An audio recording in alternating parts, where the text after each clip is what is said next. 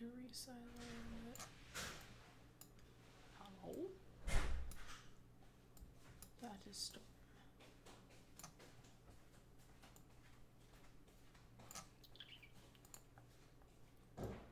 That's better.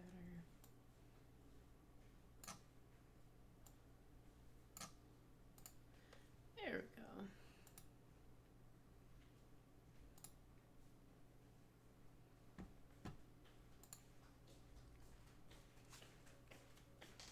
Well, hello. You gonna come join me? Yeah.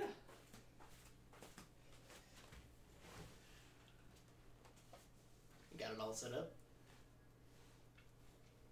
Yes. Nice.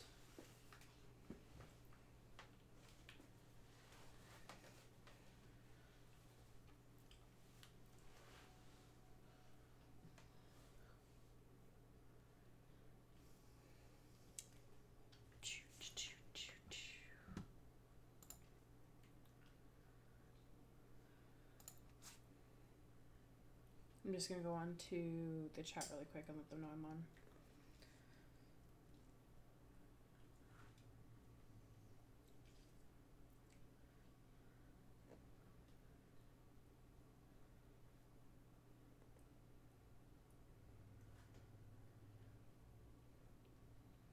Do you want to come over here so that you're not a creep behind me? I can be a creep behind you. Well, it would be nice to converse with you from not behind. Okay, I'm just trying to charge my laptop at the same time. It'll reach. Okay, well let me move then. I will let you move. Let me grab my headphones stuff. Okay. I don't have any headphones on, so. I know, I need to put mine away. Ah, alright.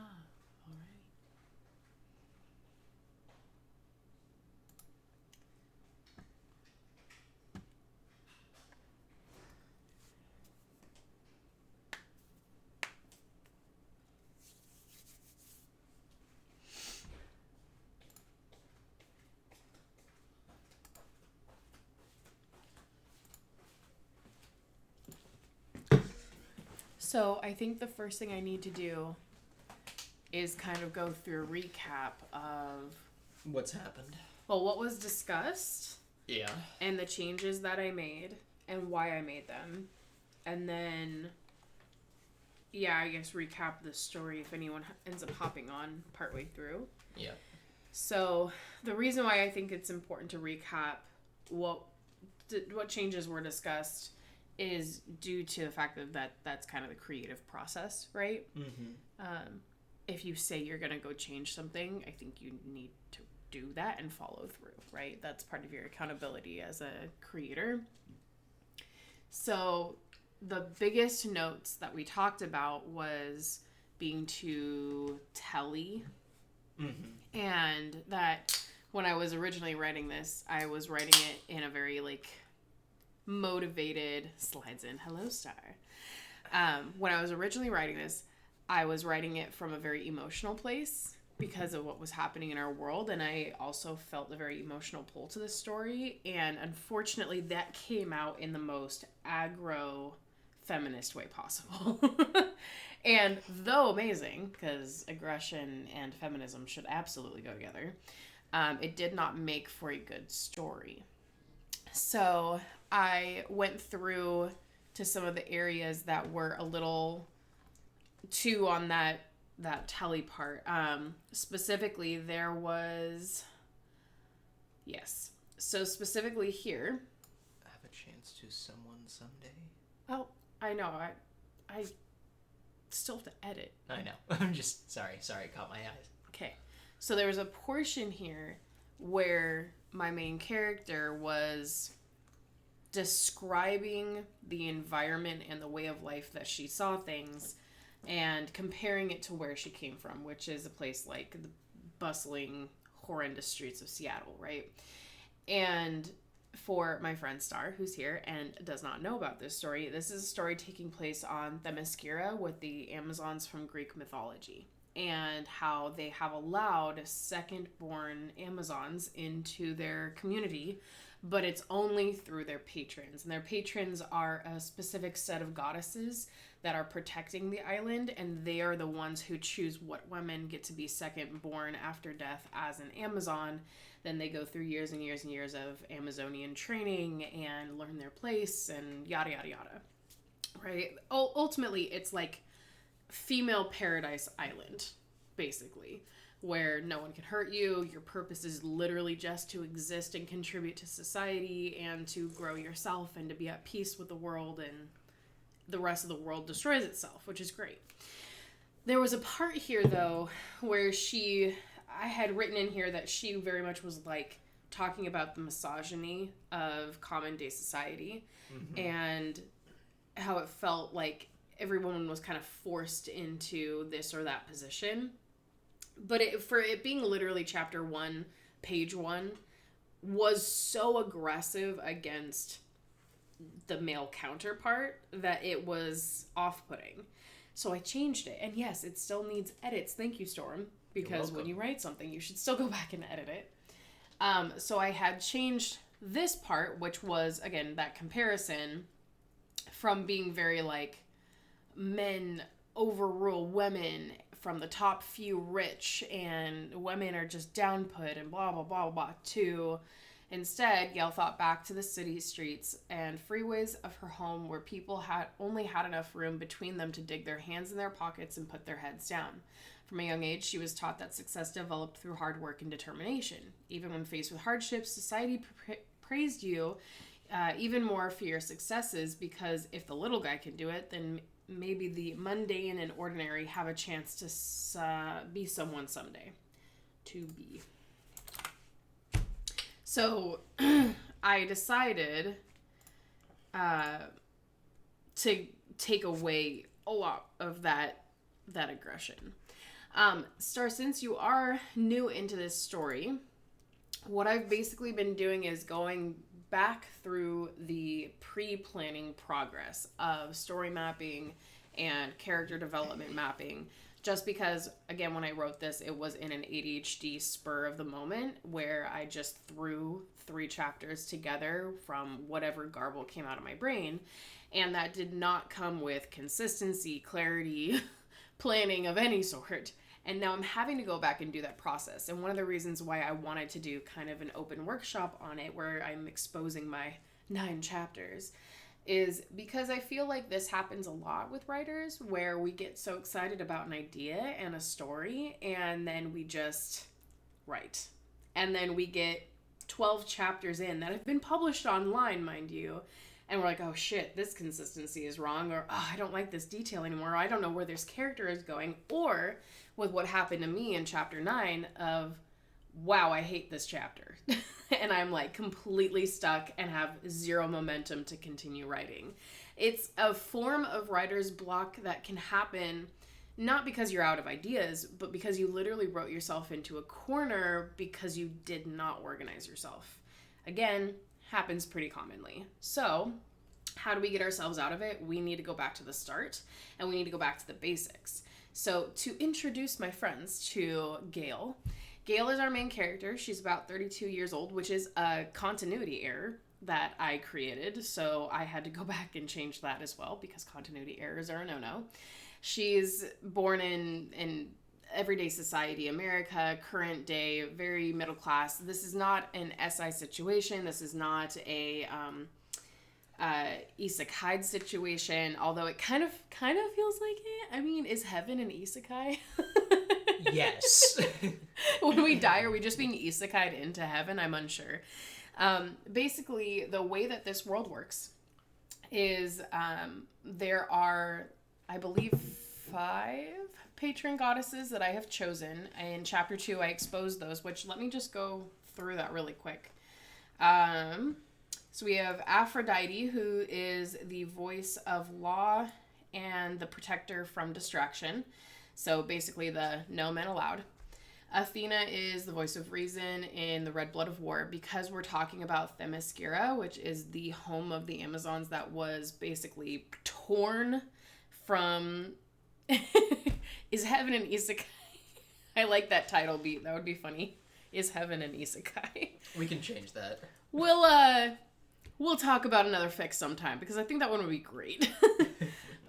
So Athena being the wisdom in Blood Red War, we're dealing with Amazons who canonically are the daughters of Ares, more of a created daughter, not the actual like daughters. But on Themyscira, it was literally like, we don't want to be a part of your man-made war system anymore, Ares. We're going to literally make an island, push it away from the rest of the world, and you'll never see us again. So that's where we are. We're on Themyscira.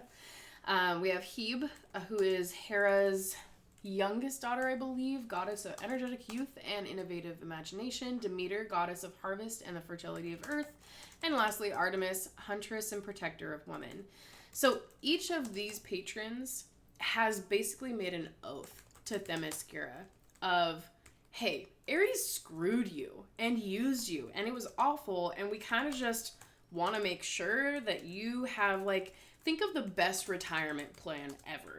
You get to live on this island, fully protected. No one's ever going to find you. You'll have everything you'll ever need, and it's good. But the modern day world, they changed. They became more technological, and there became advancements, and there was a lot of knowledge that was learned through science. So the patrons believed that they should find the best women, the most heroic, the strongest, the smartest women, and at their death offer them the chance to become a second-born Amazon. And they would live out their version of heaven on this paradise island, as Gale calls it, Themyscira, where it's only women. They're all strong and wonderful and amazing. And when you're second born, you're given an Amazon body. So it's you and how you would look, but taller, stronger, faster, capable of taking more hits, withstanding so much more of the nature and whatnot. And you are stumbly. You're having issues for sure. It's a mentorship program where you don't get to claim Amazon status until you've basically gone through years of training to learn how to be an Amazon and how to contribute to society. And if you are chosen specifically by one patron, and that one patron gifts you something when you get to the island. It could be an ability, it could be a special job. There are oracles on the island, so certain women are born hearing, second born, hearing the god's voice in their head, and therefore they get to be the connection to that patron for the queen, which Queen Hippolyta is, again, a canonical queen in Greek mythology. She was the queen of the Amazons. I believe Hercules stole her corset at one point. I don't know, some weird shit like that. Men, right? Who knows why he wanted that. So the idea is that this island is perfect and amazing and paradise for a woman in any situation, but the second-borns don't always see it that way. Again, they're like baby deer who are kind of stumbling through this and are very awkward, and if anything, may miss their life before. But all of them, they know how they died, they know how they lived, they have prior knowledge, they're not in any way blindsided by who they used to be, and something about the way they lived brought them to this island. So, in chapter 2, we met Atanis, and Atanis is a scout. She has a big, huge, what did I call it? It's a outlook, like an outpost on the beach. And she tends to be one of the people who will find second-borns come up on the beach because she's right there where they would show up and be washed up. She is a second-born herself. She's a bit of an older second-born, but not the oldest by far. She actually was a child in the Korean War, which, let's go ahead and go back to her story. Why not? I do read all my chapters out loud to you. I won't be reading all of 1 and 2 since I already did those ones. Definitely 3 and 4, though, are going to get us pretty big. So, and I am so sorry, we're still dealing with COVID, so my throat is not the best. But she was explaining to Gale, who is our most current second-born. So Gale has shown up on this island of Themyscira, and I do have her showing up about a month in is chapter 1, and I know that was a bit of an abrupt start. I will have a bit of a prologue to help smooth that out, but I wanted it to be abrupt because of how fast-paced the story is going to end up going. I only do about 3,000 words per chapter because ADHD. I don't like to get bored. So, Atanis was a child during the Korean War. So she definitely has a bit more of an Asian descent look to her. So to explain her story, which I worked really hard on some of these stories, and some of the stories kind of came to me, and that's one thing I love about writing is when you don't exactly have a plan for a character and they develop themselves. And there's some tearjerkers on me, just FYI. But Atanis is not necessarily a tearjerker. So when she goes to explain her story, she says, I lived out the war. In fact, a group of American soldiers found me alone in my hut after my family had fallen victim to our own country's treachery. Because if you know anything about the Korean War, it wasn't good.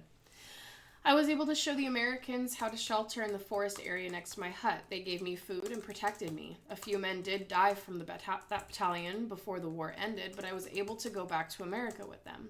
Eventually, I earned my citizenship and career as a Korean-American translator for generals and other government officials. My efforts led to compromises and peace between many countries. War is such a vile way to solve problems. I'm very thankful to Athena for this blessing. A second life is something I would never have imagined was possible. So, in there, you find out that Athena is her patron. You find out that the reason why she was considered heroic from Athena, which is very much like Athena being a goddess of wisdom in war and strategy, is that she was a translator and she was able to help with negotiations during war times in order to prevent a lot of death. And that made her a hero in the patron's eyes enough to reborn or help her be reborn as an Amazon. So that's pretty cool. Now, I do kind of want to jump into the story because it gets intense really fast. And this is chapter 2. At the end of chapter 2, I should probably talk about Tatya as well. At the end of chapter 2, Gale is very distraught with herself. She actually doesn't know how she died. She doesn't remember it. She remembers life. She remembers her life. She does not know why or how she died, and she cannot remember for the life of her.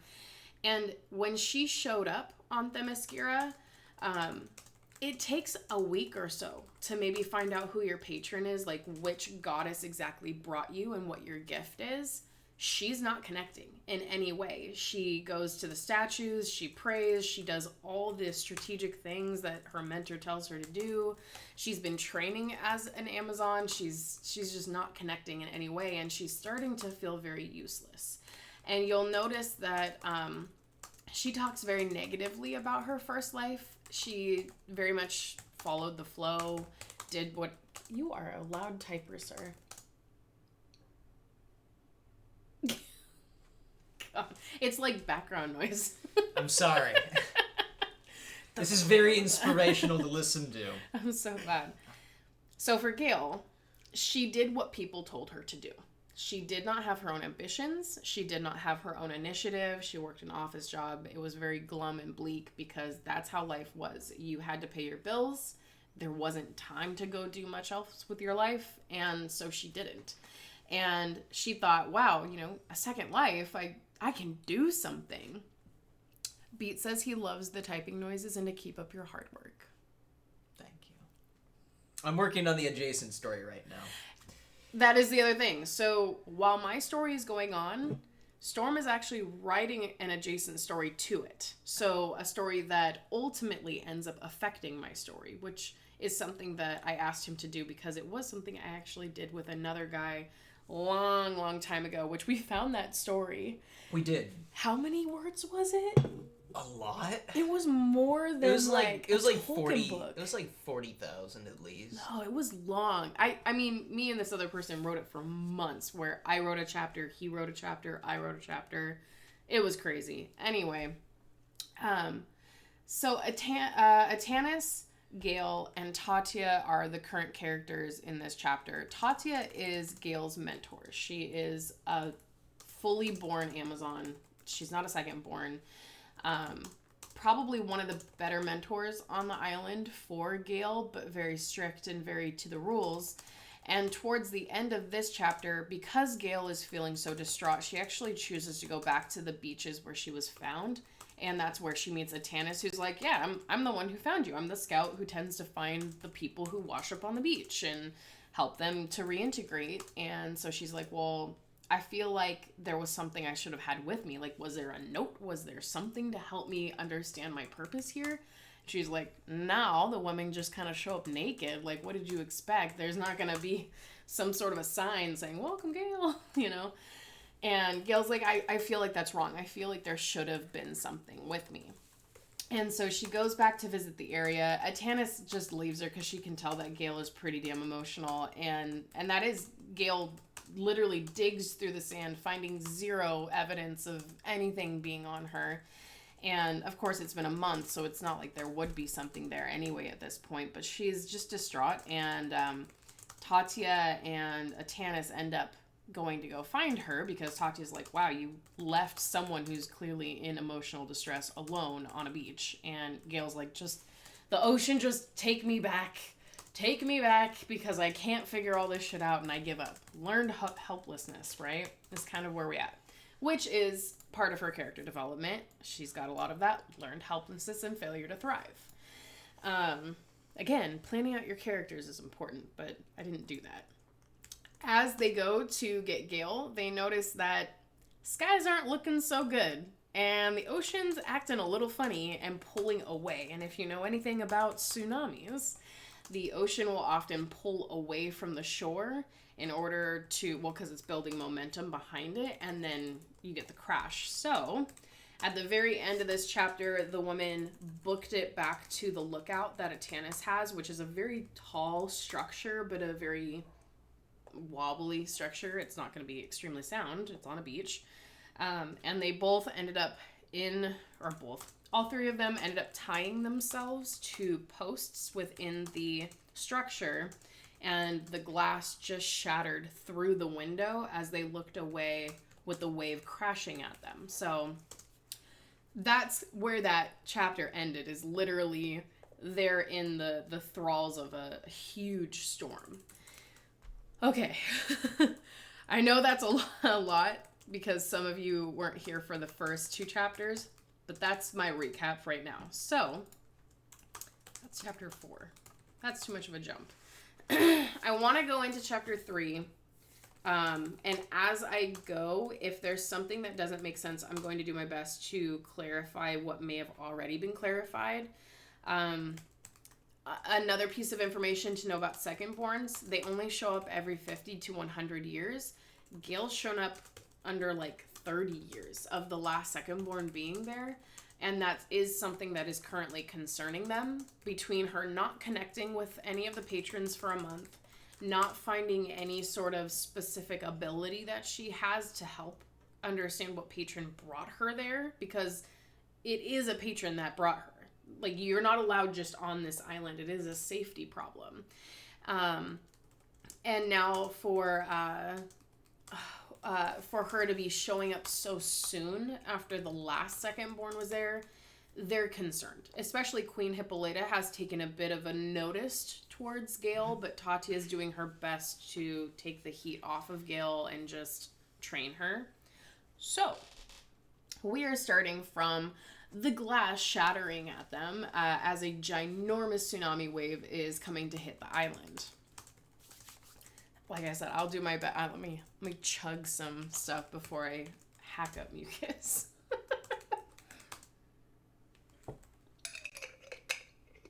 And I am fully spoiling the story. There are a lot of unanswered questions still. I will probably end up spoiling those, but actually how they come to the fruition of the story, we don't know yet. So, glass shards pierced the women as water... women. I love that word. Women.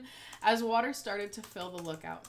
Tatia screamed from the pain of the hundreds of small pieces of glass that stuck into the arm she used to shield Gale's face. Fully aware and out of her daze, Gale Because she was. Okay, sorry. That was another thing. Gail was so emotional. She was, like, dragging her feet as they ran away from the storm. She's just, like, overwhelmed with emotion still. Fully aware and out of her daze, Gail looked around to assess their situation. If the wave had hit, maybe it would subside back out into the sea. If this was a storm, the waves could continue crashing into them until the tower was bits and pieces scattered on the beach. They could hear the wood posts of the tower continue to make cracking and snapping sounds. The tower was, most likely, going to fall to the beach. If luck was on their side, the water would slowly lower the outlook to the ground. Atanis yelped out as more water jumped through the window and lifted some of her things up and around the small room. Oh, stop taking my things. Atanis, that doesn't seem to be our biggest concern at the moment. Tatia squinted in pain and annoyance. Tatia squinted in pain and annoyance at the idea that Atanis was more concerned with her knickknacks than their lives. In chapter 2, when they run up there, there's just a quick observation made that Atanis seems to have made this a storeroom for many, many, many things. Just FYI.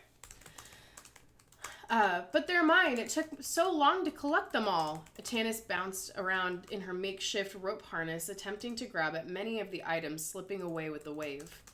Tatia, her bouncing, will it make the posts break faster? Possibly, but the water is stronger than the three of us combined. Does it look like the water is receding quickly or slowly? Tatia squinted her eyes, gritting her teeth from the pain. I feel like I've mentioned pain a little bit too much with her. Yeah. Tatia squinted her eyes.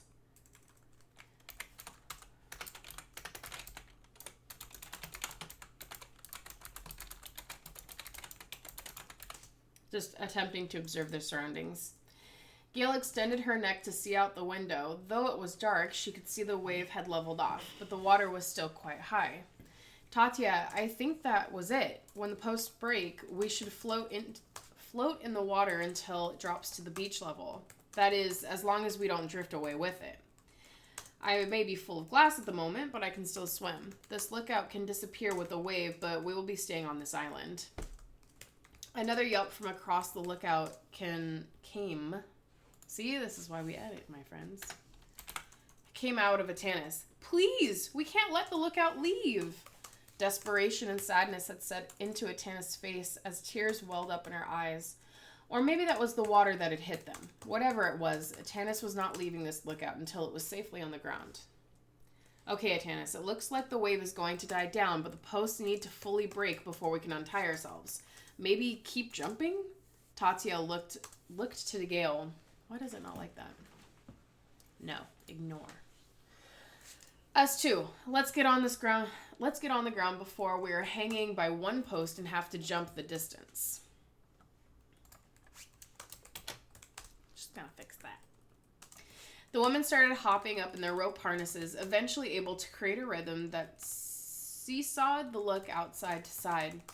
Gail could see the water lowering more and more, the waves subsiding from their previous wrathful state. So, in the previous chapter, I established that the lookout's pretty high up, and so their goal is if they can at least break off the rest of the posts, the water will lower with the cabin versus the cabin hanging from a post and them not knowing how to get down and having the entire beach to fall to. Gail turned back to Tatia, whose face expressed pain and frustration. Always with the pain. I was really obsessed with that.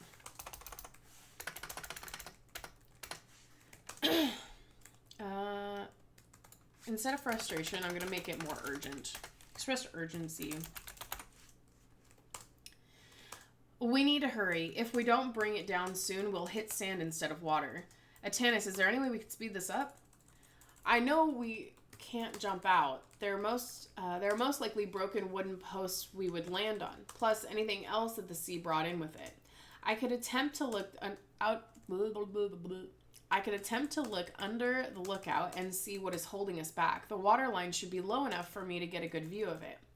Atanis started untying her ropes and dropped down on all fours. Gail watched her army crawl to the door, dropping her head down to see below the lookout.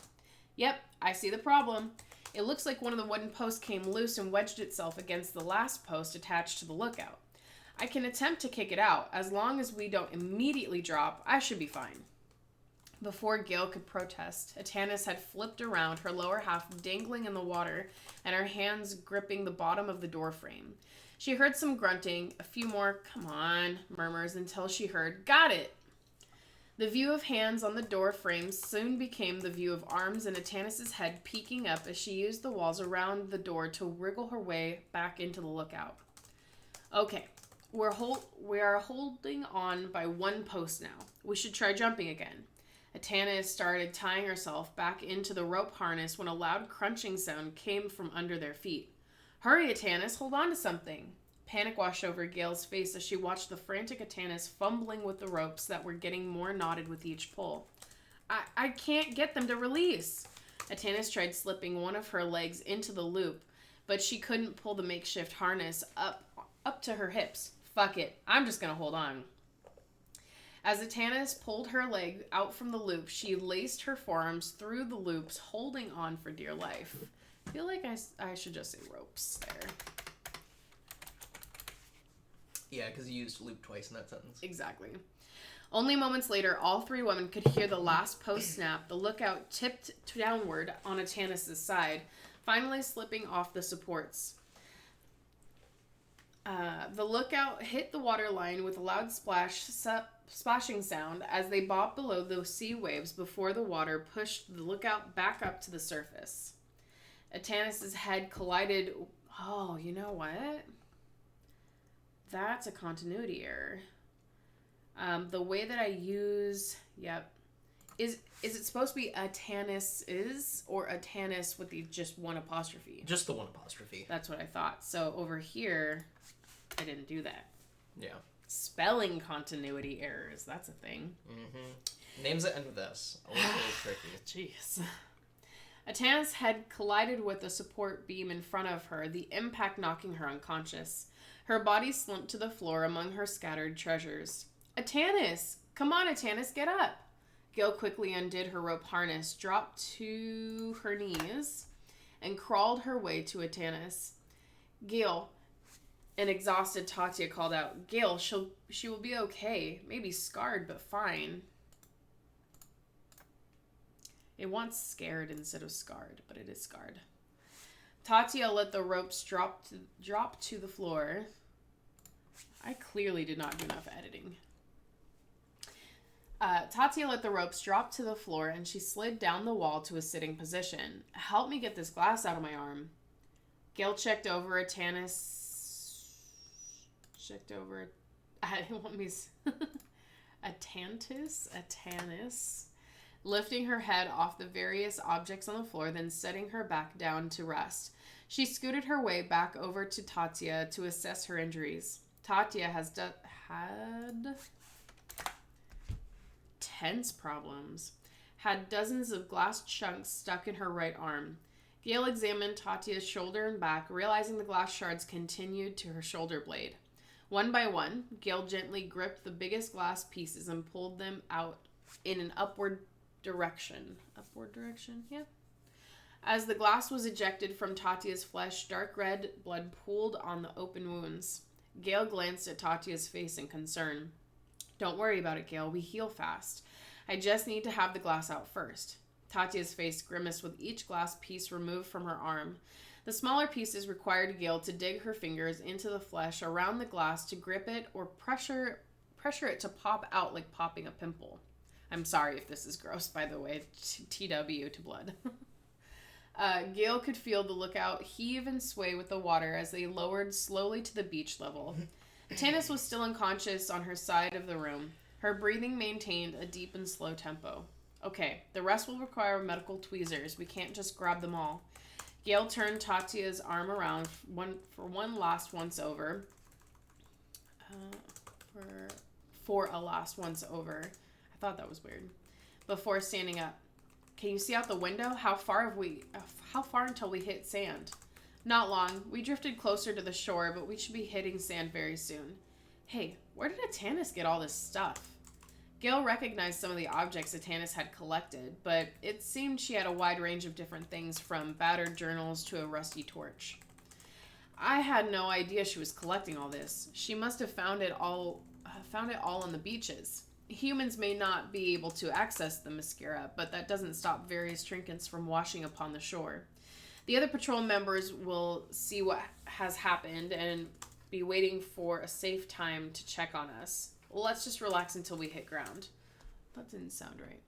The other patrol members will see what has happened and will be waiting. The patrol members will maybe notice. And the has is too much. What happened? No, so we'll notice the storm. Yeah, we'll notice the storm and be waiting for a safe time to check on us. Yeah, that sounds a lot more smooth. Transition. The sound of the lookout floor brushing against sand awoke Gail from her hazy state. The day had been long and emotional. The sky was black, and all she desired was sleep. Atanis was still out cold, and Tatia was sitting still with her head in her hands. Gail could hear the sound of splashing, quiet at first, then louder and more of it.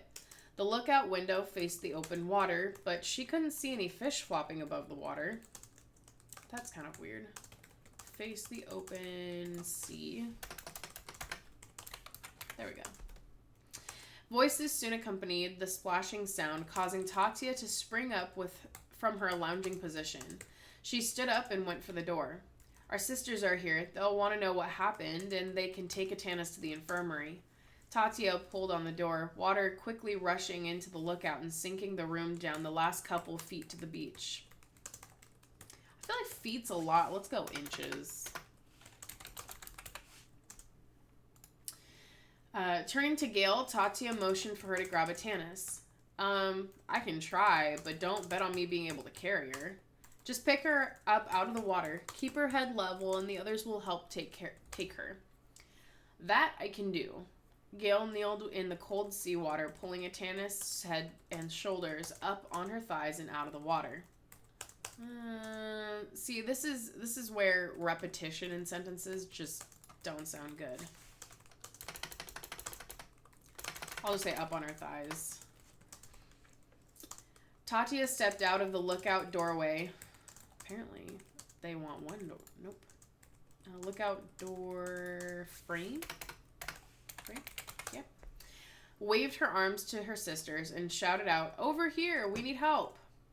A large patrol group of Amazons appeared at the lookout, now in shambles and filled with at least a foot of water. One woman covered her mouth as she gaped at the scene, clearly shocked by the damage the water had done to us. Done to us? Ooh. That suddenly became first person. Done to them. Tatia was quick to give out orders for the one to carry Atanis to the infirmary and for the others to drag the lookout farther up the beach and away from the shoreline. They would use the remnants of the structure to build a new one. Recycling the better parts and repurposing the damaged ones. Gotta talk about recycling somewhere in my story. Gail, let's go with them. You should be examined, and I need the rest of this glass removed. Gail nodded her head in agreement and got up to walk beside her mentor. Agreement is, I guess, agreement is what they want. It seems we've captured the attention of our queen. Tatia looked forward and smirked.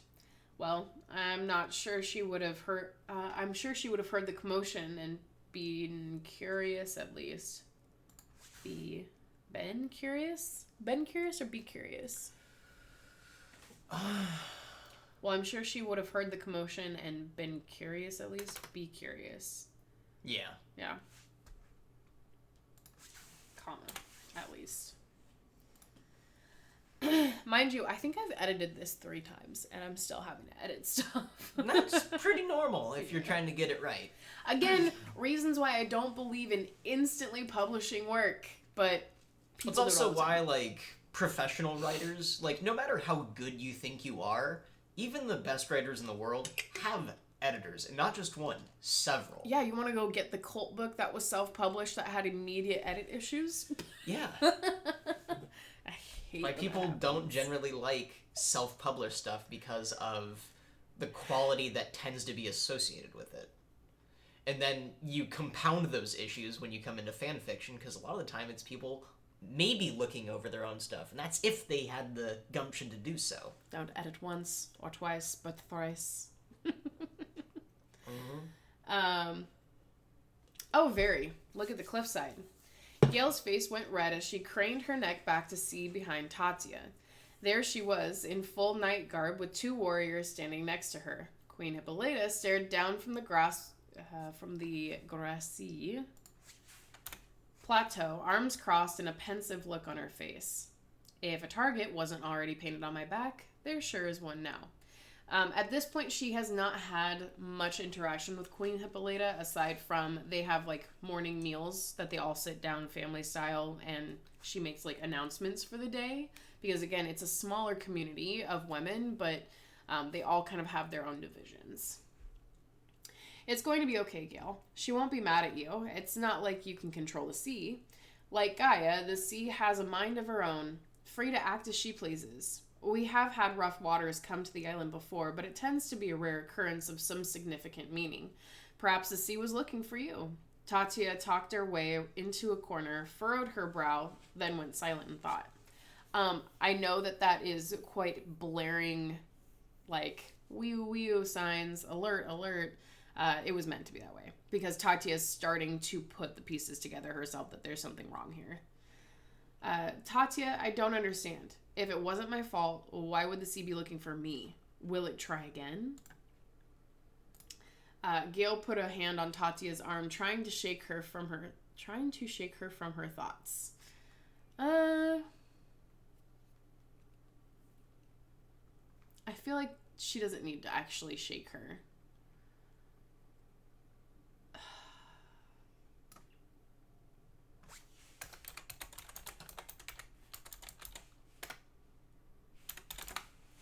Gail tried clarifying. I feel like is better. Oh, yes. Just don't worry for now. The queen will converse with the patrons, find out what's going on, and find out if you would fit in the puzzle as well. Even if someone was looking for you, you're safe here. We would do what we can. We would do what we can to protect you and keep you from being harmed. We will. I hope they wouldn't past tense that. No, I don't think they would. We would protect you, but... But you know. Tatya placed her hand atop Gail's, squeezing in acknowledgement. Then both of their hands dropped from her arm. Oh, right, because I took away the arm thing. Maybe I shouldn't.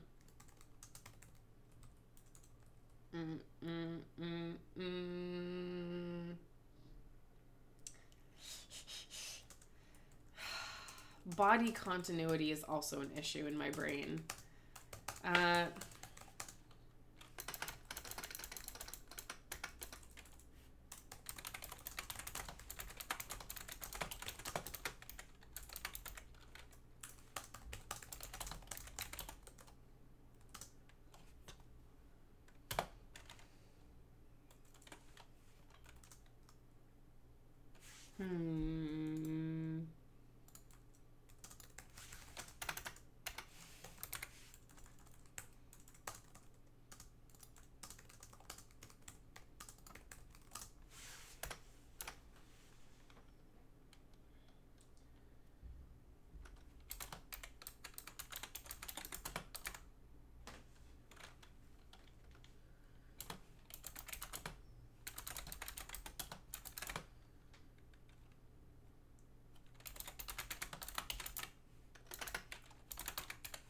I'm gonna ride with this for now. I might change that later.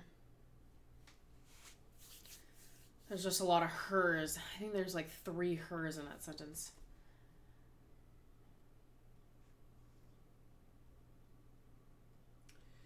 I don't like how many hers are in that sentence.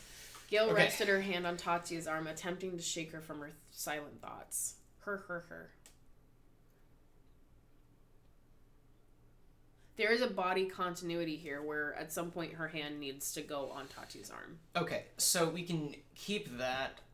We could split it into 2 different sentences. So you can go, Gale rested her hand on Tati's arm, period. And then describe something like a comforting gesture to shake her from instead of saying like her silent thoughts. So it's like an attempt, because we have to speak in past tense.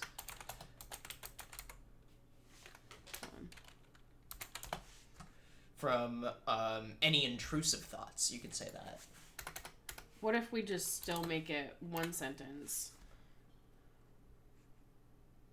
From any intrusive thoughts. No, because she's already silent in thought. Yeah, so she's starting to put puzzle pieces together. I know, so I'm trying not to repeat the words. Right. That you. Right. So hold on. Let me put the attempt here. Okay. She's putting her hand on her, trying to be like, she wants more information. She's like, hold on, you just thought of something. Can you let me in on what's going on in your brain? Mm-hmm.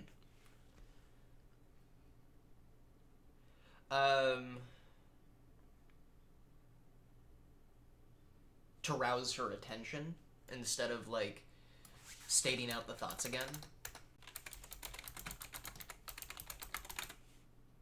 Okay, we'll go with that for now. So then here, Tatia placed her hand atop Gale, squeezed in acknowledgement. Then both of their hands dropped from her arm. I think we need to shift our focus. We need more help. For now, let's get cleared from medical and get some rest. I may not be with you for the morning routine, so please take that time for yourself. Sometimes we need, Atana says R&R, rest and recovery, I believe. Yeah, I could really use that right now. So again, in this society, they have a very routine way of life. And so morning routine is something they normally do together, and she's giving her R&R. Okay. Gale was quickly cleared by the medical staff since she sustained very few injuries. Tati, on the other hand, was not so quickly cleared as the staff took tweezers from her. I guess they're not staff. As the, they're not nurses either, because they don't actually have any licensure. Attendants? Would you call someone who works in a medical facility, like in an infirmary? Like an attendant. Attendants? It's a T. Like that? Yeah. Okay. As the attendants took tweezers from her... Oh, wait, what? Took tweezers from her arm. Not tweezers. Took tweezers to her arm. Yep. And back, poking at the bits of glass until they released from her skin. Small winces of pain could be heard from the infirmary as Gale headed out and toward her room. Sleep. All I want is sleep. Why does it not like this? Because I didn't do the eye. Gale's eyelids felt like heavy curtains trying to close over her eyes as she resisted the urge to shut them. She made her way down different hallways, her room feeling suddenly much farther away until finally she entered her dorm hall. Her door seemed to be accompanied by all want I is sleep. Same Gale. Yeah, maybe that's why I didn't put the eye, because she's so tired. Her door seemed to be accompanied by a few figures, and Gale sensed that her night was not yet done. Gale approached the door to find Detrana and Lydia sleepily awaiting for her return. I did establish these characters in Chapter 1. They're basically like her dorm mates. Detrana is another second-born. Lydia is an Amazon. Basically mentoring Detrana. Why are you two awake? Gale groaned. Detrana straightened up and yawned out her words. Gale, you've been gone nearly all day. Then there was an accident at the beaches. It only made sense that you could be involved. Is everything okay? I don't know if that's too telly. Detrana put together, you've been gone all day, horrible storm, you're clearly involved. I think it's normal for the character for them to like say that, unless, Because if are they trying to get confirmation? No, they're literally waiting for her, and she's like, "Why are you all waiting for me?" Okay, then you can have it be a bit more intuitive. Like, she more alludes to what was happening rather than outright saying it. It's like, Gale, you've been gone nearly all day. It's like, I presume you've been involved with the things that have been happening, or what happened on the beach. Well, that's what she says. Gale, you've been gone nearly all day. Then there was an accident at the beaches. It only made sense that you could be involved. Or you could have her lead with, if you want her to be more sympathetic, as like, is everything okay? And then it's like, I heard that there were things happening on the beach. It depends on how you want this character's priorities to come across. Okay, how about, I got this. There was an accident at the beaches, and we didn't see you all day. Were you there? Because you could even leave it out, like, the were you there, okay? Because if she's, like, skeptical or wanting to catch Gale, like, see if she's going to tell the truth or not, you could even No. This is complete honesty. This isn't a problem. Okay. They don't lie to each other. What? I know. I'm just giving you the options and, like, telling you how I would express that as a character, like, depending on how you want Detrana depicted. I think one of the reasons why, because I know where you're going with that. One of the reasons why I kind of was that pushy is Detrana is pushy. Detrana. I love Detrana's background story. Hers is the one that, like, breaks me into tears sometimes. Detrana is very stark and straightforward. So that's kind of why it was more poignant in that situation. So I see that you also caught on to that. I think just to be a little bit more compassionate, I'm going to stay here with it. Yeah. Lydia, who'd been sitting at the base of her door, lazily cut Detrana an annoyed glance. Again, Lydia is not a second-born, but she's a bit nicer than Detrana. Of course she was involved. That's simple logic. Wait a second. I just took away the involvement. Okay, we're going to have to fix that. That is simple logic. What I want to know is what happened. We rarely receive... Okay, maybe, you know what? Hold on.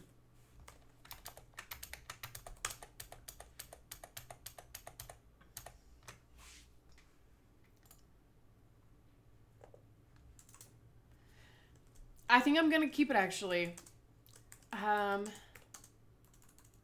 think I'm going to keep it just because that is something Detrana would say, and then Lydia coming in and being like,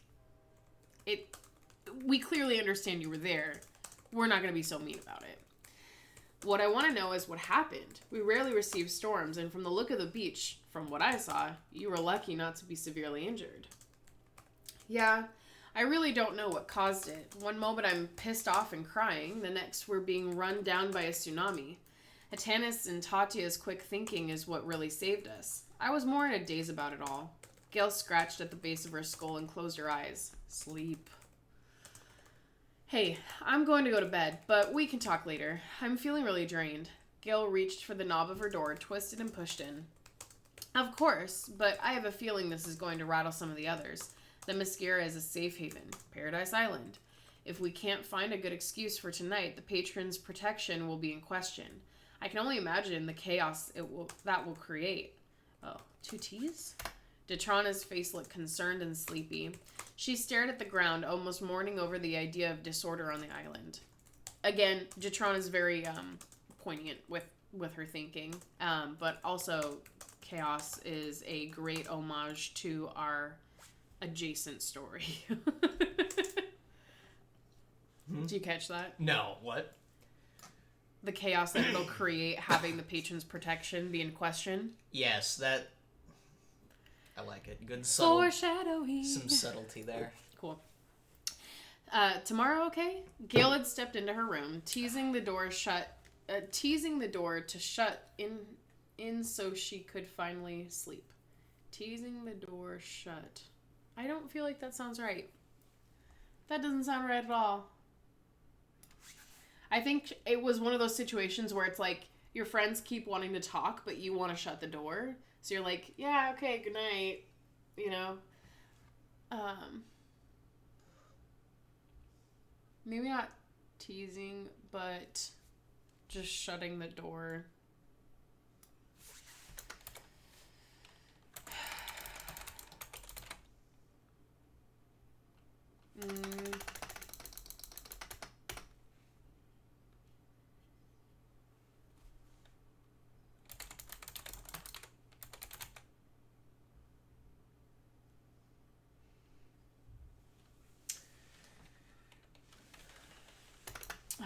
I hate when teasing the door to shut her in so that she could finally sleep. It just doesn't sound natural. Okay. The flow of it. I like the imagery. I think the flow's off. So Gail had stepped into her room, teasing the door to shut her in so she could finally sleep. Make it a separate sentence. Disconnected from tomorrow, okay? It is disconnected. Tomorrow, okay? You could have it be a separate paragraph. Sorry, that's what I meant. Because that way you could separate the exposition from the dialogue. Maybe to help it flow better. What? This is all one motion. Okay. She's trying to step into... She's doing the thing where people want to keep talking to you, but you want to close the door. Okay. Then, yeah, you gotta rephrase that. No, I like the teasing the door. I think it's the to shut her in part that doesn't flow for me. Shut her out? No, she's trying to be shut in the room. You could make it more explicit that she's trying to shut out Detrana. Oh. What if I do teasing the door shut so she could finally sleep? Yeah. Yeah, okay. The her in part was really messing me up. Yeah, Tomorrow, it was just a little extra wordy. Yeah. Tomorrow, Lydia coaxed Detrana out of her stair and out of the doorway to escape to their own rooms.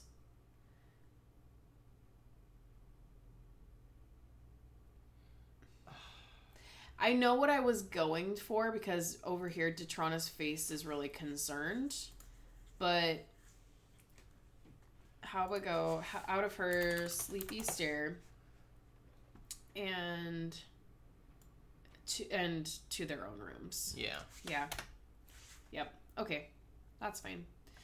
Anxiety was overruled by sleep as Gail stripped the salty, damp garments from her body. She looked out her window at the silent night, but was suddenly drawn to a small moving light in the distance. A torch was bouncing up and down as it made its way to the island temple.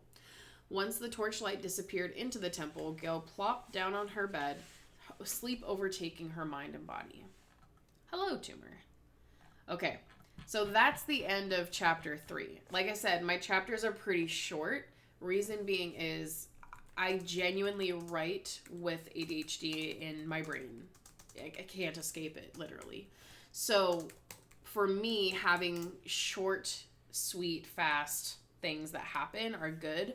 The one thing I will say, I know when I originally showed this to Storm, though, is that he was a little thrown off that chapter 2 ended with the glass being blown in through the window, because it's very much, I mean, it's a cliffhanger, but it's literally the middle of a scene. And then chapter 3 starts back in that middle of the scene to continue. It does make it flow strangely. And I had originally done that for the sake of drama, I guess.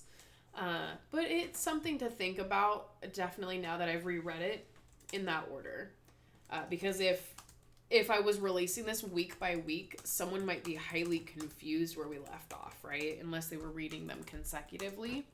But let's go ahead to move on to chapter 4. I think this is where we're going to get a lot more interaction with Queen Hippolyta, but I'm not... And it's a bit of a longer chapter. Yep. Okay, this is where we might start getting some answers, and where Storm's adjacent story is going to actually be affecting my story. So, before I go into it, let's kind of recap. So many secrets, don't look. This is my story map. Like I said, I am spoiling my story. Ultimately, that's what I feel like I need to do in order to make this comprehensive. So when we're looking at rising actions and then our falling actions and whatnot, these rising actions are really important.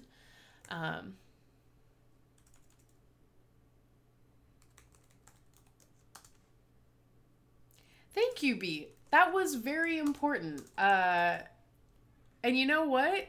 You totally got a spoiler in that. That's cool. If you didn't know, the theme of my story is overcoming trauma, identifying manipulation / gaslighting, and learning value in self and femininity.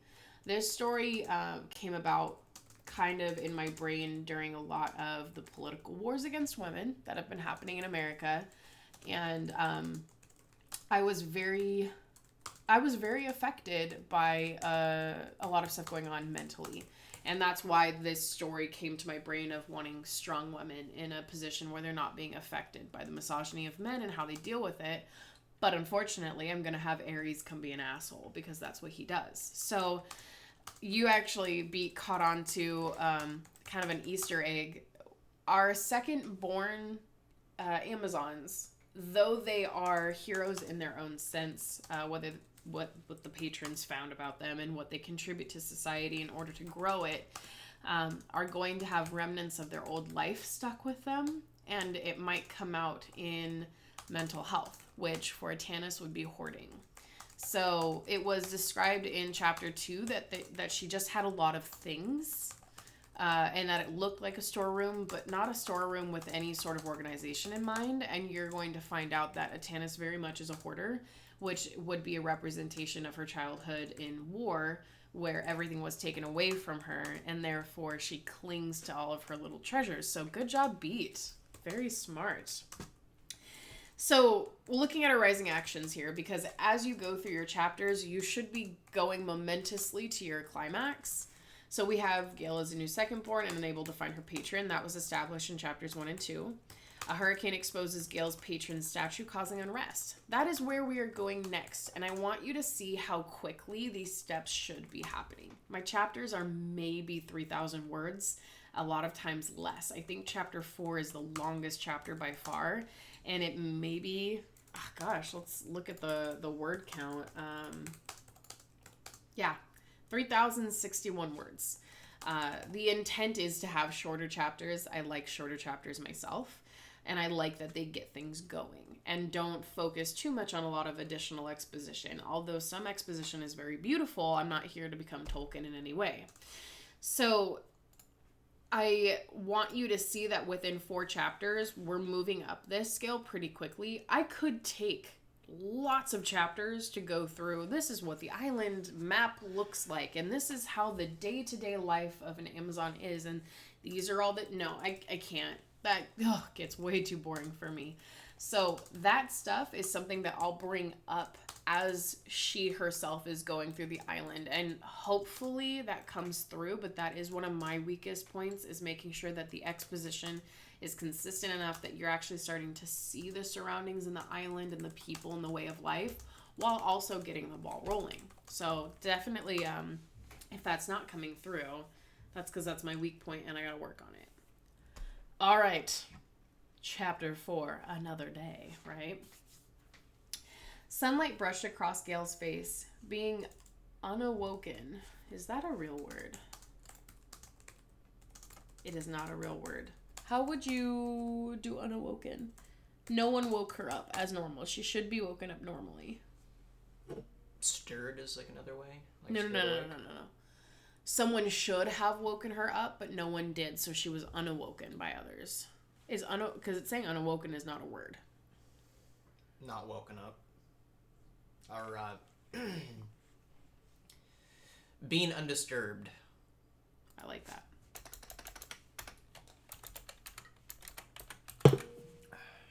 Being undisturbed by morning visitors allowed her to sleep in longer, resting her sore body that had been tossed around in the storm the previous night. The sun's warmth brought Gale out of her slumber enough to turn over. The blankets and sheets pooled at the base of her mattress and tangled around her legs. Gale grew more and more conscious until she felt the heaviness of her eyelids fade. She felt lighter, relieved even. For the first, for the few weeks, for the first few weeks, I think is what I meant to say here. For the first few weeks she had been on Themyscira, she had bottled in all her feelings of confusion, fear, frustration, and fear. She had barely processed her original death just to be thrown into a new life. Now, the cap of the bottle had been popped off, and the excess emotions violently escaped from Gale. She just cried. In bed, alone, tears finally breached their confinement, and it felt so good. Her tearful shaking became convulsions of laughter. Tears still streaming from her face, she sat up, laughing about it all. Tears still streaming from her face, she sat up. How about laughing at herself? Gerself. Who the fuck am I? And why am I in this place? Why does anxiety drive my survival skills? I feel like a hamster running on a wheel, working so hard to run, but getting absolutely nowhere. I don't know why wheel has an apostrophe. A sudden motivation to get up and ready for the day pronounced itself within Gil. Most mornings she would love to stay in her room and dream the day away, but not today. No, she finally felt okay. Energetic even. The plan was simple. She was sure the other woman would want to clear up the beach, get started on rebuilding the lookout, and collect all of Atanis' belongings. Gale wanted to help, especially if Atanis was still unable to leave the infirmary. And it never likes my spelling of Atanis. It is a name that I created, and it hates it. Throwing on a simple belted smock and boots, Gale fumbled with her hair until it was out of her face and headed for the door. The halls were empty, surprisingly, and no one had been waiting around for her to get out. Let's do get up for the day. Again, in the previous, in chapter 1, I had established that Detrana and Lydia tend to get her out of her room pretty soon in the morning, unless it's Lydia that does it. I shouldn't expect them to. I am the one who is late to start. I always forget that you can do reverse italices. It's weird. With one last glance up and down the halls, she started for the lower beach. Look sharp, ladies. Any foreign debris should be sent to the upper pavilion for examination. A woman with sharp features stood still among a small group of Amazon women who were picking up Atanis treasures and piling them on large swaths of cloth that had been laid out. I did learn that Amazonian is not a word, apparently. I was, for the longest time, calling them Amazonian women, but I guess it's just Amazon women. Gale walked up to the general. I'm sorry to interrupt, but won't this stuff go back to Atanis? Eventually, if the queen deems it unnecessary. Unfortunately, we hadn't known Atanis had acquired such a great amount of items. She may be asked to condense the mess of it all. We just started, and we have already sent up 2 loads worth of her belongings. The general gestured to the clutter of random items on the beach. It seems that she had been hoarding her findings. Go Beat for being able to see that ahead of time. That was the attempt. Good job. As a child of war, it only seems natural that she might hoard. Gale's tone had a bit more bite in it than she had intended, but it was her sudden confidence that shocked her a bit more. The general looked to Gale with a furrowed brow. How so? I don't know why it says front. It should be from. From what Atanis told me, she was alone in her childhood and lived on a battleground. When you're forced to survive alone and without many skills, you collect.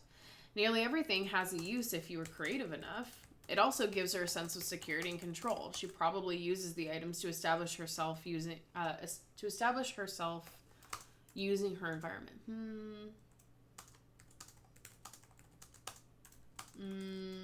There's something wrong with that sentence. Hold on. I suspect she will have an incredible amount of unease knowing that her things are being touched and moved. Did that answer your question?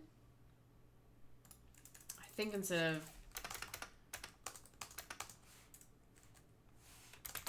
just within her environment. I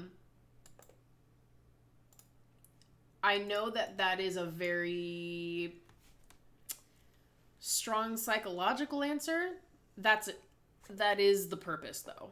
The purpose is that Gale has that knowledge of, yeah, this is what hoarding is, where I come from. So it makes sense.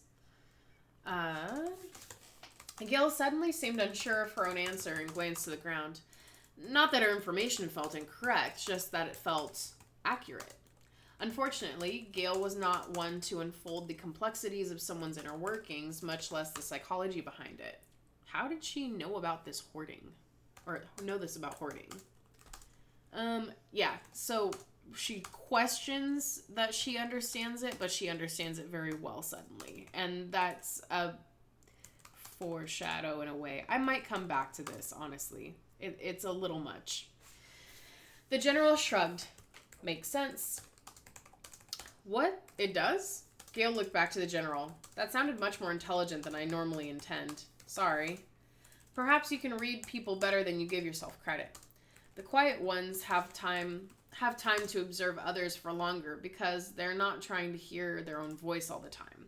The general scoffed at her own joke before taking a deep breath in. Yeah, I guess you could be right on that. Do you mind if I have a look around? I wore boots to avoid any leftover glass. Gale motioned at the leather boots that reached her mid-calf. Of course, just remember everything needs to go to the upper pavilion for examination. Aye, aye. With a salute, Gale made her way down the beach, looking for odds and ends from the wreckage. Finding a fairly untouched area to sift through, Gale used the toe of her boot to sift through the top layer of sand. She moved it back and forth until deciding nothing was to be found and moving over to the next spot. It didn't take her too long to come across pieces of broken wood, glass, and other small items that had very little importance. The sun was beating down on the women, causing many of them to remove layers until they were all dressed like Gale in a simple smock and boots. As Gale looked around at the others, she noticed a decent glimmer in the sand behind one of the women. Why would I say decent? That sounds strange. You could just say glimmer in the sand. Yeah. Sure. A glimmer in the sand behind one of the women. Thinking it was a large piece of glass, close to impaling the poor lady if she sat back. Oh, that's why I said decent, is because I was thinking it was like a large piece of glass. Close to impaling the poor lady if she sat back into the sand, Jill jogged over to move the hazard. Too many sands. Chapter 2 done. Nice. I'll have to read it. Hey, I don't want you to hurt yourself on this. As Gale closed the distance between her and the glimmer in the sand, she realized it was a darker color than the glass from the lookout. Is everything okay? The lady looked up at Gale while shading her eyes with one hand. Oh, I'm sorry. I thought this was a piece of glass. I was worried you wouldn't see it and get hurt, but I think it's a polished stone? Gale bent down to brush the sand away, revealing a dark stone. The stone had a torch etched in the front and was connected to a string. Gale picked it up and realized it was a necklace. It felt familiar. Had she seen this before? Maybe on a Tannis? No, not on a Tannis. Gale brushed the rest of the sand from the necklace. Gosh, babe, I thought you helped me edit this. This is terrible. Then pulled the thin string over her head. The stone rested flat on her sternum, the coolness of the pendant refreshing Gale's skin. This was hers. She didn't know when or how she had it, but she felt a sense of belonging with the item. I think we have to take that with the rest of the stuff. The woman was still glancing up at Gale in her daydreamy state.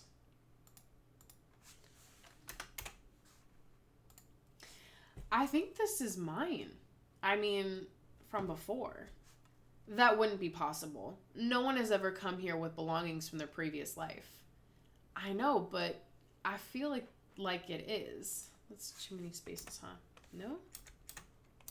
No, it doesn't like that comma. Okay. Fair enough. I can't explain it very well. Gale grasped the cool stone in her hand. I will take it up, I promise. She smiled at the woman and walked toward the sheets of fabric closer to the original general. Deciding to go around the other woman searching in the sand, she decided... Deciding. She walked closer to the cliffside as to not get in their way. Still holding the stone in her hand, Gail's mind drifted in thought. At what point would I have ever bought this? And where? I don't recognize it from anything, but I know it's mine. The stone feels like it's pulsing in my hand, like it's alive on me. I know I should show it to the queen, but I want to keep it. Atanis will probably want it back too. Oof! Gail was sent to the ground as her foot became caught on something within the sand, while the rest of her body continued to propel forward. Her hands caught her as she hit sand and winced. The previous night's injuries made themselves known as she laid on the beach. What had caught her foot? Gail attempted to turn over, but the toe of her boot was snugly stuck in the sand by something. The woman rushed over to her as she wiggled her foot out of the boot to come loose. Are you okay? One woman inquired with worry. Can I help you up? Another woman held out her hand. Yeah, I caught my foot on something. Hold on, let me grab my boot. Gail tugged on her boot, boot. There's so many boot on her... What's another word for boot? I've said boot so many times. I don't like it.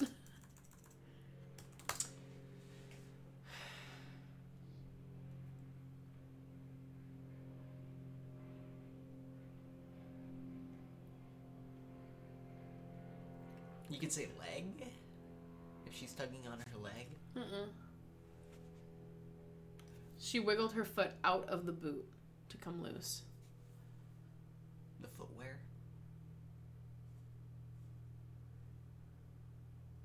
Oh, yeah. Okay, hold on. Gail tugged on her...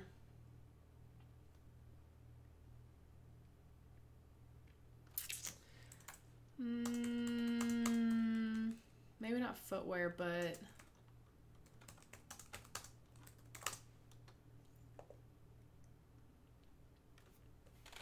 maybe I'll take it away from something else. Maybe I'll just get rid of this whole sentence, honestly. I don't need it. Yeah, I caught my foot on something. Gail tugged on her boot, still stuck in the sand. After some twisting, it came loose, exposing the culprit of her fall. There was a hand in the sand. Hand in the sand. Ah! What is that? Gail plopped down on her rear and pointed to the indent in the sand. One of the women moved to investigate. It looks like a hand. I'll brush away some of the sand. Hold on. A few sweeping motions later, and the full hand was revealed. It stiffly held its shape and would not move as the Amazon pulled at it. I think it's a marble hand, but I can't get it out of the sand. Let's just... so much sand. Perhaps it is connected to something larger. The woman continued to dig around the hand, opening up the area to dig deeper. Turning towards the general, the woman yelled out, Orithia, I found something. I can't say all these names sometimes. Still holding her limp boot, Gail stepped back as the general approached. Yes? Orithia bent over to look at the hand reaching out from the sand. God, I just talk about sand a lot. I'm going to say... Anakin. Okay, Anakin. I'm just going to say reaching out at the woman. Well, that is interesting now, isn't it? Are you able to remove it? Not easily. I can feel the hand is attached to an arm, but I'm unsure if it ends there. Well, let's dig it out. I have strong doubts that Atanis was able to carry a large marble statue into her lookout. We may be looking at something that was swept in by the storm. I'd love to help, but I'm still nursing my wounds. Do you mind if I make my way up to the pavilion? Gil looked at Orithia. Of course. Please take some time to rest yourself. I heard Tatia was in the temples today. There's only one temple. Thank you very much. Perhaps you should reconvene with her. Is that how you spell reconvene? I could swear there was an I in there. Convene? No? No. I guess not. Okay. Yes, General. Gail shook her head, slowly stepping back from the group of women digging and observing the growing hole in the sand. As curious as she was about the hand that attacked her, she wanted to investigate the stone she wore before it was removed from her possession. Oh my goodness. Okay. So, amongst all of my pauses for the incredible amount of edits I've had to do now, which, you know, it's humbling all the time to see how many edits you have to do. Excuse you, sir. You are literally ripping my hair out of my head. You're welcome. Thanks. I cut it all off. There's not even much to rip out anymore. Hopefully that part of the story made sense. Okay. Where are you going? I'm throwing some stuff away. Rude. How dare he throw stuff away? So far, questions, thoughts, and concerns. Please give them to me so I can rest my throat for just a second.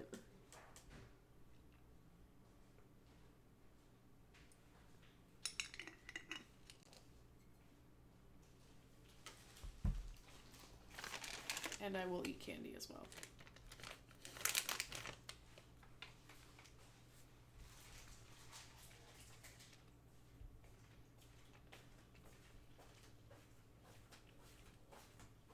Ooh. We have a new batch of wedding photos to take a look at. Nice. And there's a package at the door. I'll get up again. It's my favorite hobby. It really is his favorite hobby.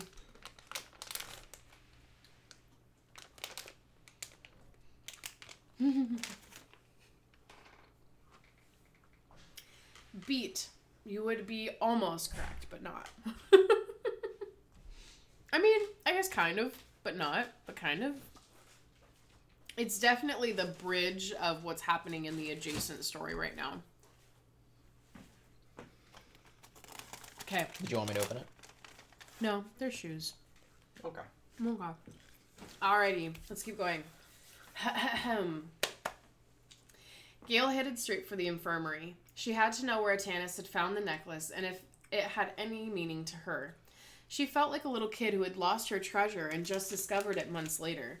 Unfortunately, no matter how hard she tried, she really couldn't remember ever owning it or having it on her person.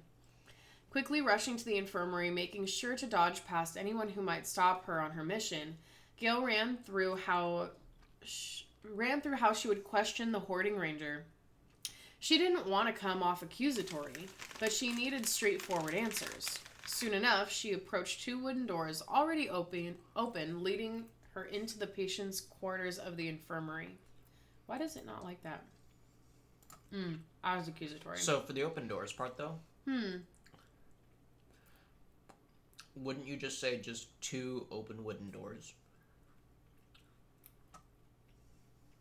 They could have been closed. But they're not. Are you telling me I'm being too wordy? Yes. Okay, cool. Yes, Beat, you're correct. Which I am writing the segment right now where I'm introducing the statue in my story. I'm 9 chapters in, so that part's gone for me. The statue's already well established later on. The statue is prevalent in every chapter except the first two in mine. This is chapter 4, so I guess the statue wasn't prevalent in my first 3. There you go. Alright, let's keep going. Atanis was awake, turned to the nearby window, head wrapped up with white linens and propped up by fluffy pillows. Atanis? Gail brushed past the dividing curtains that led to Atanis' bed. Oh, Gail! Ouch. Atanis winced at the sound of her own voice. Darn, I get so excited, but the sound of my own voice makes me feel like I have ping pong balls in my skull. How are you? I'm much better than you, that's for sure. I was just down at the beach helping the others clean up from the storm. I actually have a couple questions for you if you feel up to it. Sure. I can't do much until I heal up a bit more anyway. Shoot. Atanis leaned back on the pillows and idly at Gail. Leaned back on the pillows and looked idly at Gail. Idly? Yeah. And idly. I don't even know what idly was Idling. for. Like a car? Yeah. She's ready to go. Revved. By the way, Atanis is very peppy, very happy, very hyped. So if she sounds very girly and upbeat, that's because she is. When I was found, you said I was naked like the others. When I went down to the beach today, I found this. Gail gently pulled the necklace over her face and down the length of her hair until Atanis had a clear voice of the polish, a clear view of voice. A clear view of the polished stone and its etchings. Where did you find this? Atanis' eyes widened and darted from the stone to Gail's face. I have no idea. I probably found it somewhere on the beach. That's where I find all my things. Atanis winced again as her voice heightened in a frantic manner.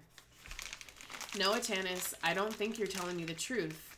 I'm not here to get you in trouble. I'm not mad at you. I just need you to tell me the truth about where you found this. I swear I will not get mad at you. It's a little repetitive. I don't think you're telling me the truth. Tell me about where you found this.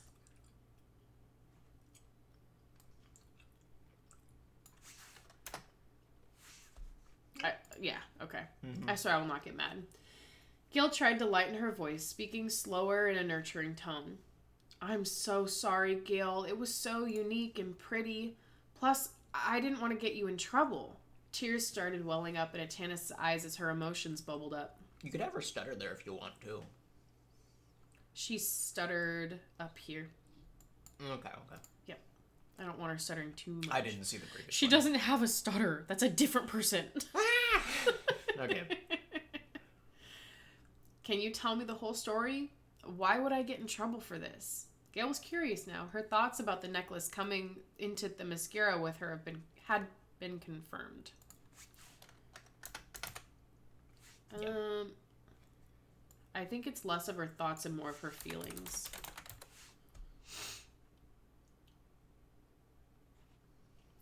You were there, in the spot I took you before when you said you wanted to look around. When I found you there, I noticed the string around your neck and worried you had been caught in something from the sea.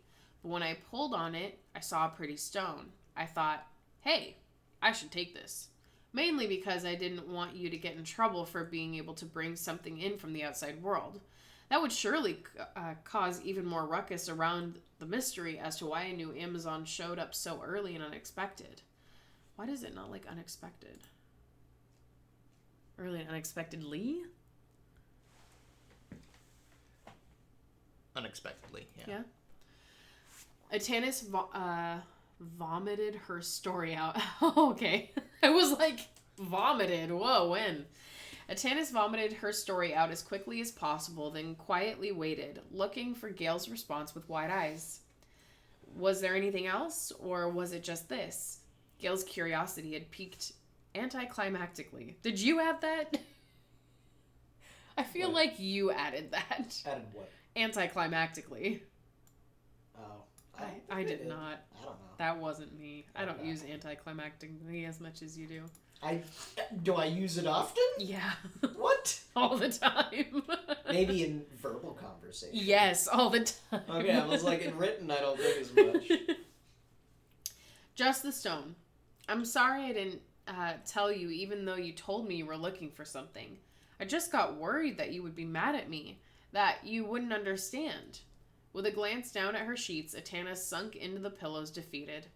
No, don't worry. I really don't know where it came from. I just feel like I know it's mine, and that is really confusing. Maybe I should just take it over to the pile being examined by the queen and let her decide its fate. Gail looked out the window and gave a small sigh. Feel better, Atanis, and rest well. I will try to keep them from taking all your treasures. Gail turned to leave just before exiting the room, she heard a meek thank you come from Atanis' direction. Perhaps it did just wash onto the beach with me. The queen will have a better idea about its origins. I just hope Atanis is wrong about people doubting me even more after this. I know at this point that a necklace shouldn't be so invalidating towards her, but you have to remember that I've established since chapter 1 that people are very curious as to Gail's circumstances, and that literally the more and more that the rules have kind of been broken here, the more suspicious she looks. So Gail made her way towards the center pavilion at a slowed pace. She wanted time to hold the stone in her hand, investigate its etchings of the torch, and just think about its familiarity. Her thoughts were interrupted by the sound of voices chittering and a loud dragging sound that got louder as she approached the pavilion. She exited the large corridor hallway into the bright and sunny morning. Gail's eyes adjusted to the change in lighting just enough to see a very large marble statue being placed in the I say pavilion so much. Is there another term for pavilion? The flat? I could say the flat. No, the flat technically. And what would another, like a covered marble stage area? What's a promenade again? I gotta think. A promenade?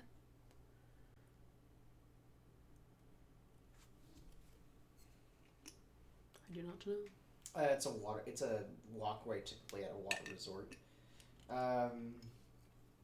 It's a community gathering place. It's like a bazaar. It's like... Yeah. It's basically just a staging area. Yeah, so you can use any of those kind of like depictors.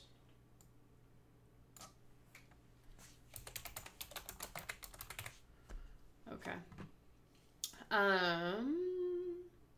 Gail's eyes... She doesn't just have one.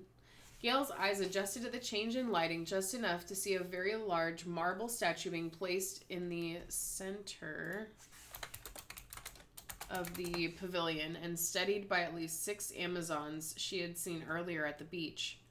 Oh my goodness, what is that? A smooth voice interjected Gail's silent observation, startling her. Oh, sorry, I didn't mean to scare you. I heard all the commotion and thought to see what was going on. Things are never this exciting. Lydia approached from behind Gail, crossed her arms, and watched the pavilion with wonder. Who could she be? She?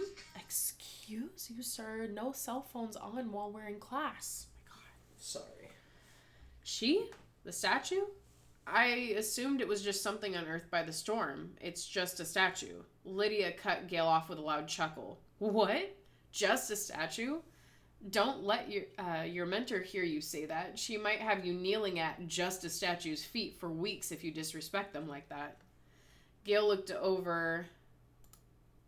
I don't know why that's over to Lydia, who was still staring at the pavilion.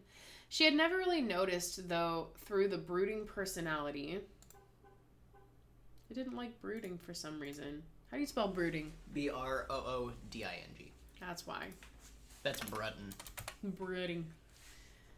Through the brooding personality, but Lydia had a fire simmering inside her. For once, Lydia's sleepy eyes looked wide and excited, showing off her beautifully deep blue iris and up curled lashes.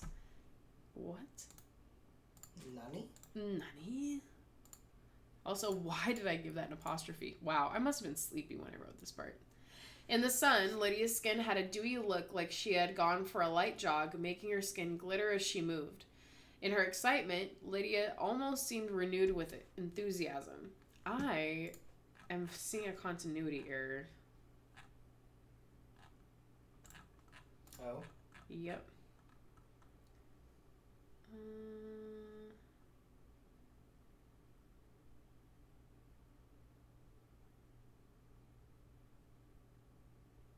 Or maybe not. Okay, hold on.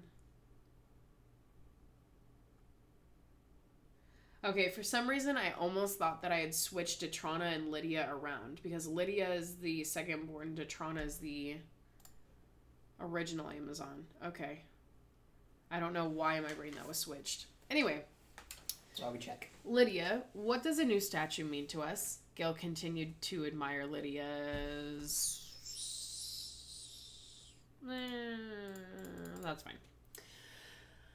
The enlivened Amazon broke off her gaze to look at Gail. Honestly, I don't know.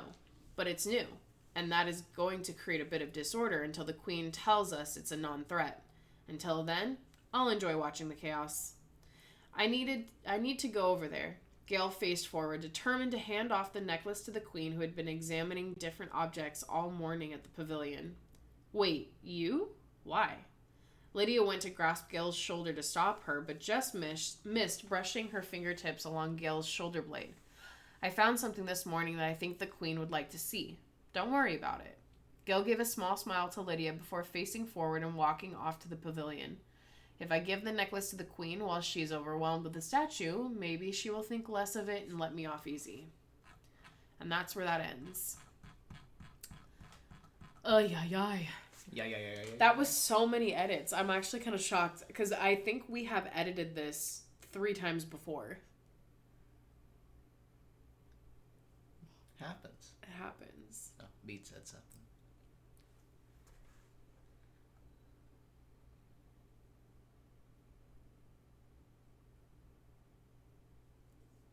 Yes. So, again, this is kind of established in, I think, chapter 2. Yeah, chapter 2. So, in order to get Gale to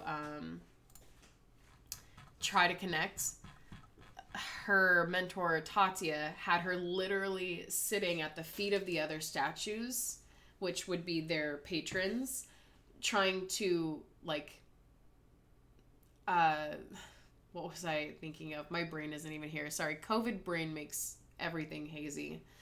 Trying to, like, meditate and pray on the statues to see if any of them would talk to her, and that way it would help establish some sort of a connection between the two of them. So statues, for the most part on this island, are holding some sort of significant importance to the patrons, because they literally pray to them or talk to them or connect with them on some way, because that is their patron. Some of the statues are simply just art that the other girls have made or that they've collected from Greek history. But for the most part, a statue is like, it's almost like your goddess embodies themselves in that statue. And so it's very indicative of the patrons that protect and run the island. So a statue showing up, and most of the time they literally praise statues. And so Lydia's like, your mentor could have you literally bowing at the feet of one of those statues for hours on end, and you're just going to call it just a statue? I wouldn't do that. Because that's, yeah. In chapter 5, some of that is also talked about as well. Like I said, it's a little hard if you're just jumping in, because chapters 1 and 2 establish this a bit better, which it almost makes me wonder if if I should publish chapters 1 and 2 in order to allow people to catch up with me. But I just have a personal problem with publishing work before an entire story is completed, because what if I want to change something, you know? Anyway, yes, so that, yeah. I know that didn't maybe make sense unless you had known prior that she had literally been praying at their feet for hours in chapter 2. Okay, thoughts and feelings. Go ahead and rip me a new one. I know I do it to the guys often.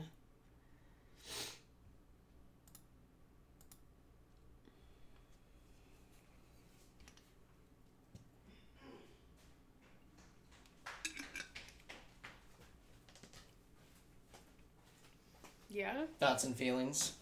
What are your thoughts and feelings? Good. Better that we're getting through the edits and such. That's true. The edits do help. Mm-hmm. Looking at, and I know it's spoilers, you can look at this as much as you want to, and I'm not going to stop you, but we're going to be getting into that third rising action, which is the statue causes concerns and puts attention on Gale. The next couple chapters are going to be about rising actions 3 and 4, and it gets really accelerated by chapter 6, I would say. I think if I take a look, see, 5, 6, I want to say that some of my favorite chapters right now are 7 and 8, just because of the stories within them. Because I think one of my more favorite parts about creating this story is creating how the women were chosen to be on this island, and their background. Like Atana's being a hoarder. I really loved having it be because she's a child of war where everything was taken from her and she needs security. And there, I'm actually gonna go back to the part of Gail's story that really, I think, felt very kind of off-putting.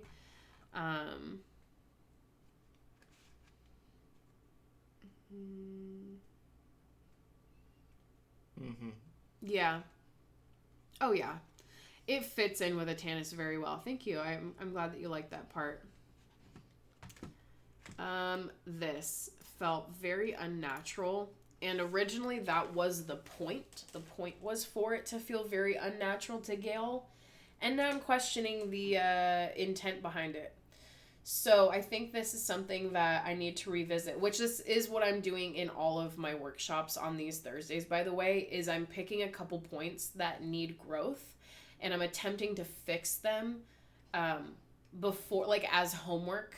And then in the next workshop, talk about how I chose to fix those, like I did earlier in this workshop with 1 and 2, where I had those very, like, pinpointed positions of trying to talk about misogyny and manipulation in a corrupt world, and it was a little too abrupt. So I fixed those parts and softened them a lot more so that it was less telly, for sure. I think this is a part that I'm struggling with because originally part of Gail's ability from her patron that we'll expose in a couple chapters here is just basically her ability to really self-reflect based on her knowledge of current day society and what they've learned. And that was what this was foreshadowing, was her ability to be like able to reflect upon the consequences of Atanis's previous life and how that mentally is affecting her now, because again, the themes are healing from trauma and all of that fun stuff. But it just doesn't feel quite natural to me, and I think I'm going to change it. So that'll be my homework for next time. What do you think about that? I think that's a good plan. Yeah. Mm-hmm. Oh my gosh, so much. I know. And of course, this will be on YouTube and such as well, so you can revisit it if you want to see how we worked through it. If you want to see the first episode of this, which also was 2 hours long, it is up on YouTube right now, I think, actually. It is. Yeah. Yep. So. And I gotta upload some other stuff as well and get that cooking. I do feel like at some point I need to publish these, even though I'm not done. As much as it goes against my personal philosophy with writing. Just to get, like, a wider, like, amount of eyes on it or something. A wider amount of eyes, but also, also allow people to catch up on their own, like... On their own time, or at their own pace. Yeah, at their own pace, and read it more naturally once the edits are completed, you know? Mm-hmm. So, maybe I'll come up with a game plan for that, possibly. Yeah. Yeah. See what kind of uploading sites and stuff, because there's definitely a lot of things for like novels and original works that to use. Yeah, and I know fanfiction .net or whatever. It wouldn't be on fanfiction.net. Yeah, because that's for fanfiction, not original works. I know. That's what's it wouldn't work because of that. Plus, it's not my favorite site in the least. Yeah, and it wouldn't work on AO3 either. So we'd probably use something like Royal Road or something adjacent. I feel like I've seen original works on those. On AO3, though. You're not supposed to. Oh, really? Yeah, it's a fan fiction site.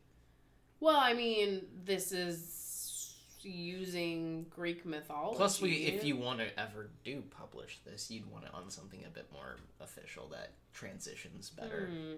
Maybe we need to do some investigative work as to what sites we should gravitate into if we're going to do original works then. Mm-hmm. Because... I wouldn't mind it being on something like AO3 necessarily, just because I know that...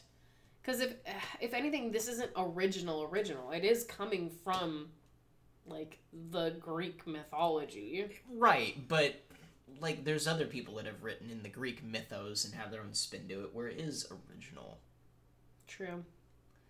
That's like saying, like, Percy Jackson is all fan fiction about Greek mythology. Percy Jackson did...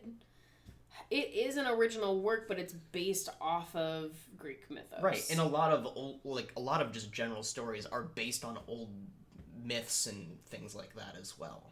I guess that comes down to what do you consider a fan fiction, because there is entire written works about Greek mythology, so if they're already in writing and in literature... Right. Or you can even extend that further. It's just like, oh, is like if you use just like certain analogies or themes that like Didn't from your you write a previous fan fiction about the Bible? Yes, I did. Okay, so... Exactly. mean, Yeah. that's still a fan fiction. Yeah. This is still a fan fiction almost then. No. Because it's off of already created literacy. You made a terrible comparison to the story I wrote, because that was a nightmare.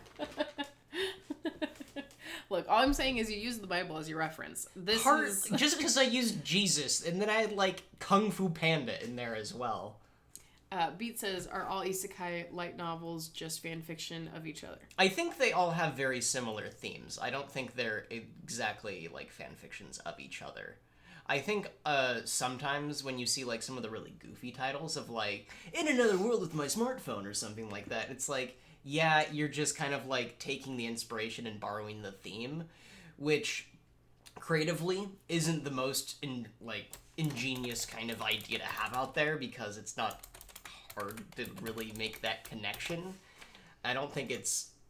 Oh, God, this is gonna sound hella pretentious, but, like, it's not creatively straining to the author to, like, make that jump, because it's like, hey, I want to do this, and I'm literally adding a new layer of ketchup on top, and I'm calling it my own thing. Because, in essence, it is, but also, you didn't have to build it from the ground up. Most of all the heavy lifting and legwork, creatively, was already done for you.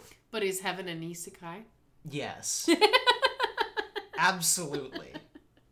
A real theorized isekai.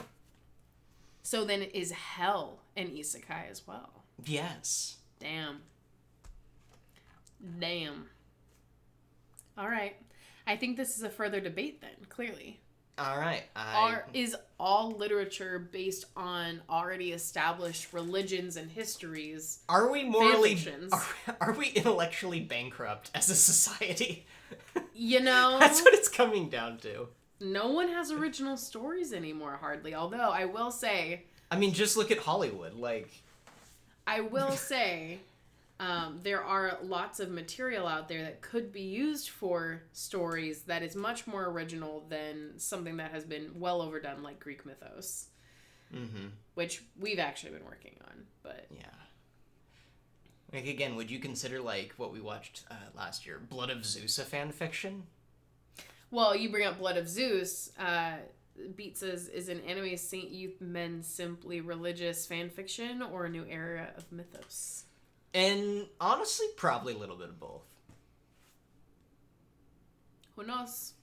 I think when you add enough of your own elements to those kinds of stories, they definitely become their own thing, because they have enough of the originality, but they also keep a lot of other animes notorious for this, where they keep the themes so tight to what people are comfortable with that they don't deviate very far enough to be... Because then they just get clustered in this one giant genre of stuff that's like, hey, you want guy that goes into video game world? Here's 10 animes that cover the topic.